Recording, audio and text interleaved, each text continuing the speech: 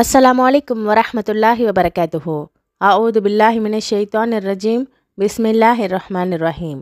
Rubbish ரஹ்லி சத்ரி வயஸ்ஸிர்லி அம்ரி வஹுலுல் உக்ததம் மின் லிசானி யஃப்கஹு கௌலின்.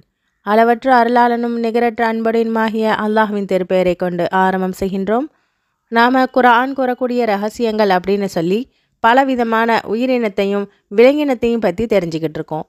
இன்றைய பதிவில் நாம் காணக்கூடிய உயிரினமானது பறவை.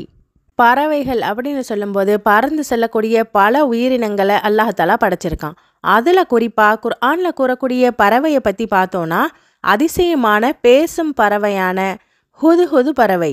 இதனை பற்றி அல்லாஹாலா தன்னுடைய திருமறையில் 27வது அத்தியாயத்தின் 20வது வசனம் துவங்கி 35வது வசனம் வரைக்கும் அதனுடைய வரலாற்றையும் அந்த கதையையும் நமக்கு தெளிவுபடுத்துகிறான். நபி தாவூத் அலைஹிஸ்ஸலாம் ஆகட்டும், அவங்களுடைய மகன் சுலைமான் அலைஹிஸ்ஸலாம் ஆகட்டும், அவங்க 2 பேருக்கும் அல்லாஹாலா எத்தனையோ பலவிதமான அருட்கொடைகளை கொடுத்து ஆச்சரியமான அதிசயமான பல விஷயங்களையும் நிகழ்த்தி காமிச்சிருக்கான். அந்த அடிப்படையில் அவங்களுடைய படையில் இந்த பறவைகளும் ஒரு பங்கு வகிக்கக்கூடியதாக இருந்துச்சு. அப்படி ஒரு நாள் அவங்களுடைய படையில் இருக்கக்கூடிய எல்லாத்தையும் செக் பண்ணிக்கிட்டு இருக்கும்போது 20வது வசனத்துலேருந்து அல்லாஹ் சொல்கிறான், பறவைகளை அவர் ஆய்வு செஞ்சுக்கிட்டு இருக்கும்போது ஹுதுஹுது பறவை அதை மட்டும் காணும். அது எங்கே சென்று விட்டது, அது என்கிட்ட தகுந்த காரணத்தை சொல்லலைன்னா அதனை நான் தண்டிப்பேன் அப்படின்னு அந்த சபையில் சுலைமான் அலைஹிஸ்ஸலாம் அவங்க சொல்கிறாங்க. அந்த பறவை வருவதுக்கு கொஞ்சம் தாமதமாயிடுச்சு, லேட்டாக எங்கேயோ போயிட்டு வருது. அப்படி வந்த அது உங்களுக்கு தெரியாத சபா நாட்டிலிருந்து ஒரு உண்மை செய்தியை நான் கொண்டு வந்திருக்கேன் அப்படிங்கிற செய்தியையும் நபி சுலைமான் அலைஹிஸ்ஸலாம் அவங்கள்ட்ட சொல்லுது. அந்த பறவை சொல்லுது, நான் ஒரு பெண்ணை பார்த்தேன், அவ தன்னுடைய நாட்டுக்கு அரசியாக இருந்து ஆட்சி செய்கிறா, அவளுக்கு ஒவ்வொரு பொருளுமே கொடுக்கப்பட்டிருக்கு, அவள்கிட்ட மகத்தான ஒரு சிம்மாசனமும் இருக்கு. அவளும் சரி அவளுடைய சமுதாயத்து மக்களும் சரி சூரியனை வணங்குறாங்க, சூரியனுக்கு சஜிதா செய்கிறாங்க. இந்த செயலை ஷைத்தான் அவங்களுக்கு அழகாக்கியும் காட்டியிருக்கான். அவங்க நேர்வழியிலிருந்து தடுக்கப்பட்டு இருக்காங்க, அவங்க ஒருபோதும் நேர்வழி பெறவே மாட்டாங்க அப்படிங்கிற செய்தியையும், வானம் பூமி படைக்கப்பட்ட நாளிலிருந்து அல்லாவுக்கு மட்டும்தான் நாம் சஜிதா செய்யணும், ஏன் அவங்க மாற்றமாக சூரியனுக்கு சஜிதா செய்கிறாங்க, நாம் மறைத்ததையும் வெளிப்படுத்தியதையும் அல்லாஹ் அறியக்கூடியவனாக இருக்கான், அல்லாஹுவை தவிர வணக்கத்துக்குரியவன் யாரும் இல்லை, அவன்தான் மகத்தான அர்ஷின் அதிபதி அப்படிங்கிறதையும் அந்த பறவை சொல்லுது. இதை கேட்ட சுலைமான் அலைஹிஸ்ஸலாம் அவங்க அந்த பறவை சொல்கிறது உண்மைதானாங்கிறத ஆராய்ஞ்சிட்டு, நான் எழுதக்கூடிய கடிதத்தை அந்த ராணிக்கிட்ட நீ கொண்டு போய் அந்த அரசவையில் போட்டுடு, அதை பார்த்துட்டு அவங்க என்ன ஆலோசனை பண்ணுறாங்கங்கிறத கவனி அப்படின்னு சொல்லி தூதுவை அனுப்புகிறாங்க. அந்த லெட்டரை சபா நாட்டு அரசியான அவங்க எடுத்து படித்து பார்த்துட்டு, இது சுலைமான் கிட்டேருந்து வந்திருக்கு, அளவற்ற அருளானனும் நிகரற்ற அன்புடையனுமாகிய அல்லாஹ்வின் பெயரால் அப்படின்னு இது துவங்கப்பட்டிருக்கு, எனக்கு பணிந்து கட்டுப்பட்டவர்களாக என்னிடத்துல வாருங்கிற அழைப்பையும் அந்த லெட்டர் கொடுக்குது. இதை கேட்ட அந்த அரசி சபையோரிடம் ஆலோசனை பண்ணுறாங்க. இப்போ நம்ம என்ன பண்ணலாம், இது குறித்து எனக்கு ஒரு ஐடியா சொல்லுங்க அப்படிங்கும்போது அந்த சபையோர், நம்மக்கிட்ட படைப்பலமும் ஆட்பலமும் இருக்குது, நாம் எதிர்த்து சண்டையிடலாம், அதிகாரமும் உங்ககிட்ட இருக்குது அப்படின்னு சொல்கிறாங்க. ஆனால் அந்த அரசியோ, ஒரு மன்னர் இன்னொரு ஊருக்குள்ளே நுழைஞ்சாங்க அப்படின்னா அவங்க ஊரில் இருக்கக்கூடிய மதிப்பு மிக்கவர்களை இழிவுபடுத்துவாங்க, இந்த ஊரே சின்ன பின்னமாக ஆகிடும், அதனால் அதை தவிர்க்கணும் அப்படின்னு சொல்லி நான் அவங்களுக்கு சில ப்ரெசன்டேஷனை அன்பளிப்புகளை அனுப்பலான்னு இருக்கேன், அவங்க எப்படி ரியாக்ட் பண்ணுறாங்கன்னு பார்ப்போன்னு சொல்லி பலவிதமான விலைமதிப்பு மிக்க பொருட்களை அனுப்புகிறாங்க. ஆனால் சுலைமான் அலைஹிஸ்ஸலாம் அவங்கக்கிட்ட இந்த பொருட்கள் வந்தபோது, எனக்கு நீங்கள் இதெல்லாம் கொடுத்து என்னை அமைதிப்படுத்த பார்க்குறீங்களா, இதை விடவும் அதிகமான செல்வம் என்கிட்ட இருக்குது அப்படின்னு சொல்லி நீங்களே உங்களுடைய செல்வத்தை வச்சு மகிழ்ச்சி அடைஞ்சிக்குங்கன்னு அதனை திருப்பி அனுப்பிடுறாங்க. இது வரைக்கும் அந்த லெட்டரை கொண்டு போய் ராணிக்கிட்ட சேர்த்த வரைக்கும் அந்த பறவையினுடைய டியூட்டி முடிஞ்சிடுது. ஆனாலும் அதுக்கு பிறகு நடந்த சம்பவத்தையும் அல்லாஹாலா கண்டினியூஸாக அந்த வசனங்கள்லேயே சொல்லிக்கிட்டு வரான். நபி சுலைமான் அலைஹிஸ்ஸலாம் அவங்களுடைய பிரமுகர்கள் இருக்கக்கூடிய அந்த சபையில் இருந்து, எனக்காக அந்த ராணிக்கிட்ட இருக்கக்கூடிய சிம்மாசனத்தை யார் என்னிடத்துல கொண்டு வருவாங்கன்னு கேட்க, அந்த சபையிலிருந்து நீங்கள் இங்கேருந்து எந்திரிச்சு போகிறதுக்கு முன்னாடி நான் கொண்டு வந்துடுவேன் அப்படின்னு சொல்லி அந்த சபையில் இருக்கக்கூடிய நம்பிக்கை கொண்ட வலிமையுள்ள இஃப்ரீத் அப்படிங்கிற ஜின்னு சொல்லுது. ஆனால் இன்னொரு ஜின்னான வேதத்தை நல்லா கற்று தெரிந்த ஒரு ஜின், நீங்கள் கண்ணை மூடி திறக்கிறதுக்குள்ளே நான் அதனை கொண்டு வந்துடுவேன்னு சொல்லி அந்த சிம்மாசனத்தையும் கண்ணு முன்னாடி கொண்டு வந்து நிப்பாட்டுது. இதை பார்த்த சுலைமான் அலைஹிஸ்ஸலாம் அவங்க, வல்ல இறைவனுக்கு நான் நன்றி செலுத்துறேனா அல்லது நன்றி மறக்கிறேனான்னு பார்க்கறதுக்காகவே இந்த மாதிரியான அருட்கொடைகள் எனக்கு கொடுக்கப்பட்டிருக்கு. நான் எப்பவும் நன்றி செலுத்தும் அடியானாக இருப்பேன் அப்படின்னு சொல்லிட்டு அந்த சிம்மாசனத்தில் சில மாற்றங்களை ஏற்படுத்துங்க. அந்த அரசி கண்டுபிடிக்கிறாங்களா இல்லையான்னு பார்ப்போம். அப்படி அந்த அரசி சுலைமான் அலைஹிஸ்ஸலாம் அவங்களுடைய சபைக்கு வந்த பிறகு இது மாதிரி தான் உங்களுடைய சிம்மாசனமும் இருக்குமான்னு கேட்கப்படுது. ஆமாம், இந்த மாதிரி தான் இருக்கும் அப்படின்னு அந்த பெண்மணியும் சொல்கிறாங்க. இந்த அறிவு எங்களுக்கு ஏற்கனவே எங்களுடைய இறையிடமிருந்து கொடுக்கப்பட்டிருக்கு.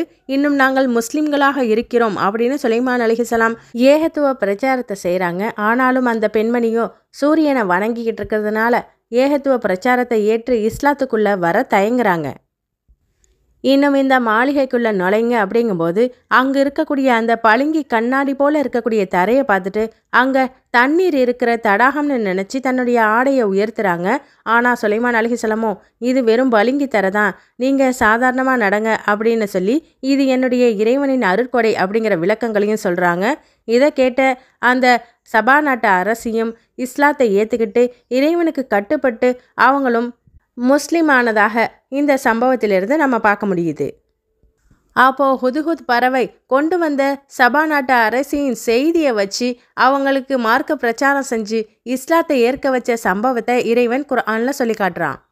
இந்த சம்பவம் மட்டும் இல்லாமல் குர்ஆனில் இந்த பறவைகளை பற்றி இன்னொரு சம்பவமும் சொல்லப்பட்டிருக்கு. அது நபி இப்ராஹிம் அலைஹிஸ்ஸலாம் அவங்க காலத்தில் நடந்த ஒரு சம்பவம்.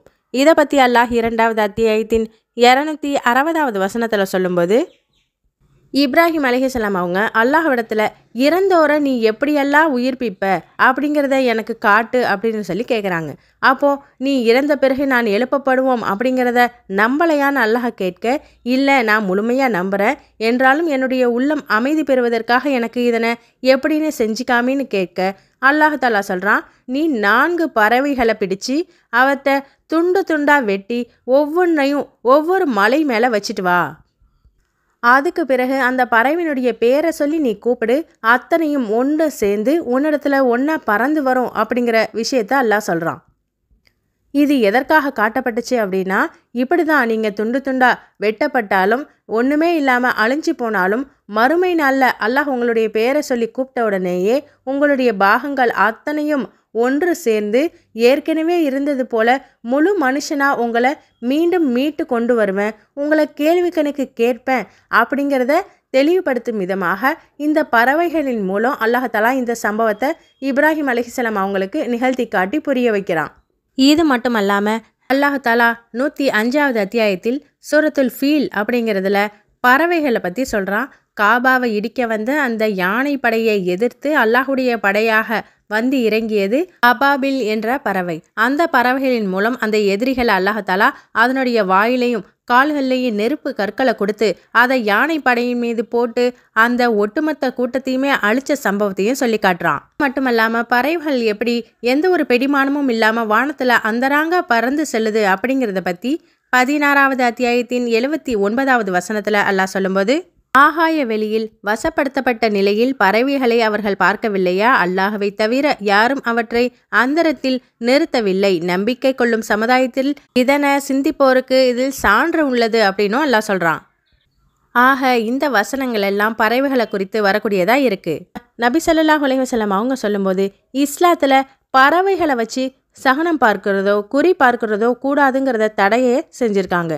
இதை பற்றி நபி அவங்க புகாரியில் 5757வது ஹதீஸில் தொற்று நோய் கிடையாது, பறவை சகுனம் கிடையாது, ஆந்தை சகனம் கிடையாது, சஃபர் மாதம் பீடை கிடையாது அப்படிங்கிற விஷயத்தை தெளிவுபடுத்துகிறாங்க. கிளி ஜோசியம் ஆந்தை சகனம் அப்படிங்கிறதெல்லாம் பார்த்து நம்ம எந்த செயலையும் செய்யக்கூடாது, இது தடுக்கப்பட்ட காரியம் அப்படிங்கிறதையும், யார் ஒருத்தர் இந்த மாதிரி காரியத்தை விட்டு விலகி இருக்காரோ அவர் கேள்வி கணக்கே இல்லாமல் 70,000 பேர் சுவனத்தில் நுழைவாங்க, அப்படிப்பட்டவங்களில் ஒருத்தராகவும் இருப்பாங்க அப்படிங்கிற செய்தியையும் நபி அவங்க சொல்கிறாங்க. இது மட்டும் இல்லாமல் நபி ஸல்லல்லாஹு அலைஹி வஸல்லம் அவங்க இறுதி காலகட்டத்தில் மக்களுடைய மனமும் செயலும் எப்படி இருக்கும் அப்படிங்கிறத குறித்து விளக்கம் சொல்கிற ஹதீஸ் முஸ்லீமில் 5635வது ஹதீஸாக இருக்குது. மறுமை நாள் நெருங்கக்கூடிய அந்த சமயத்தில் மனிதர்களெல்லாம் பறவைகளை போல தீமையை நோக்கி விரைந்து பறந்து செல்வாங்க. அவங்களுடைய குணம் மிருகத்துக்கு ஒப்பானதாக இருக்கும். அவங்க எந்த ஒரு நன்மையும் அறிஞ்சிருக்க மாட்டாங்க, எந்த ஒரு தீமையுமே விட்டு வைக்கவும் மாட்டாங்க. அப்படிப்பட்ட காலகட்டம் மக்கள் மத்தியில் வரும். அப்போ ஷைத்தான் அவங்களுக்கு காட்சி அளித்து, நான் சொல்கிறத கேட்க மாட்டீங்களான்னு கேட்பான். நீ என்னதான் சொல்கிற அப்படின்னு அந்த மக்கள் கேட்கும்போது அவன் சொன்னபடியே மக்கள் எல்லாம் சிலைகளை வணங்குவாங்க.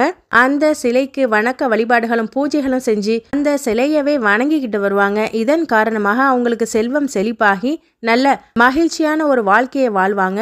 ஆனால் இதற்கு பிறகுதான் சூர் ஊதப்பட்டு அந்த மக்கள் எல்லாம் அழிக்கப்படுவாங்கங்கிற செய்தியையே நம்பி அவங்க சொல்கிறாங்க. இதில் இறுதியாக நபி ஸல்லல்லாஹு அலைஹி வஸல்லம் அவங்க மறுமை நாள் நெருக்கத்தில் பல முக்கியமான நிகழ்வுகள் நடக்கும் அப்படின்னு சொல்கிறாங்க. அதில் யாஜூஜ் மாஜூஜினுடைய வருகையும் ஒன்று.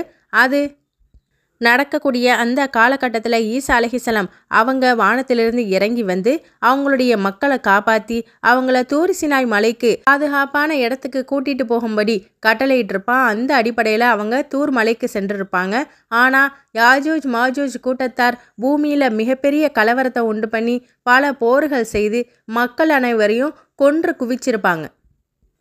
அதன் பின் அல்லாஹ் தஆலா ஒரு வைரஸ் போன்ற ஒரு புழுவை அவங்களுடைய முதுகில் அவங்களுடைய பிரடியில் வைப்பேன். அந்த நோயின் காரணமாக அந்த யாஜூஜ் மாஜூஜ் கூட்டத்தார் அழிஞ்சு போய் ஒன்றுமே இல்லாமல் அந்த பூமி முழுக்க பிணங்களாக கிடப்பாங்க.